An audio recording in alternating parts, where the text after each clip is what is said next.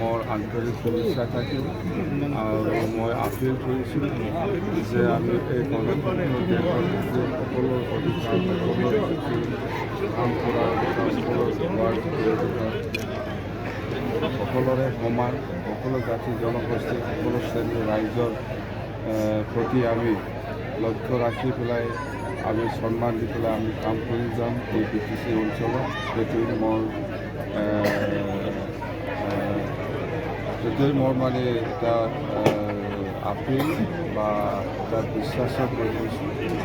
তো আজি অসমত খুব শান্তিপূৰ্ণভাৱে এই গণতন্ত্ৰ দিৱসটো পালন কৰিব পাৰিছোঁ আৰু আমি ভাবোঁ ভৱিষ্যতে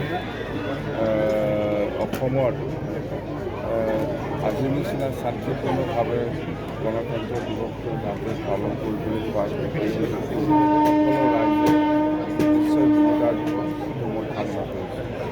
আৰু আমি আজিৰ দিনত মই কেইটামান কথা জনাব বিচাৰিছোঁ। অহাকালি হ'ল 27 জানুৱাৰী মানে আমাৰ LDFP, এফচু আৰু UDP তিনিটা সংগঠন মিলাই পেলাই 27 জানুৱাৰী 2020 এটা পিচ এগ্ৰিমেণ্ট হৈছিল। যিটো আমি কিছু হিচাপে অহাকালি আমাৰ দেশখনত প্ৰচাৰ কৰা হ'ব আৰু ইয়াত যিমান চিগনেটৰীসকল আছে সকলোকে আমি ইনভাইট কৰিছোঁ।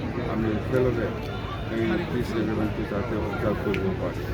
আৰু ইয়াৰ পিছত আমাৰ 10 ফেব্ৰুৱাৰী আহি আছে। 10 ফেব্ৰুৱাৰীটো আমি এটা কোৰ্ট হিচাপে আমি পালন কৰিম আৰু এই সময়ত আমাৰ বিভিন্ন এক্টিভিটি থাকিব আৰু আমি BTC নিৰ্বাচনত 5টা গেৰেণ্টি দিছিলোঁ, সেইটো আমি শুভ আৰম্ভ কৰিম।